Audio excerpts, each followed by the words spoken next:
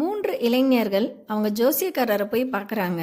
3 பேத்துக்குமே ஒரே மாதிரியான பிரச்சனை தான். அவங்க என்னதான் மற்றவங்களுக்கு நல்லது செஞ்சாலும் மற்றவங்க கிட்ட இருந்து அவங்க வெறுப்பை மட்டுமே சம்பாரிச்சிட்டு வராங்க.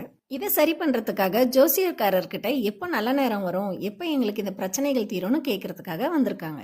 இதை கேட்ட ஜோசியக்காரர், என்கிட்ட வந்துட்டீங்கல்ல, இனி எல்லாம் சரியாயிடும் அப்படின்றாரு. இதுக்கு என்ன பரிகாரம்னா, காலையில எழுந்ததும் உங்களுக்கு ரொம்ப பிடிச்ச பழம் ஒன்று சாப்பிடணும்.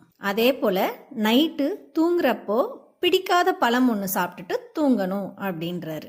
பழங்கள் நிறைந்த கூடையை காமிச்சு ஜோசியக்காரர் உங்களுக்கு பிடித்த பழங்களை எடுத்துக்கங்கன்னு சொல்றாரு.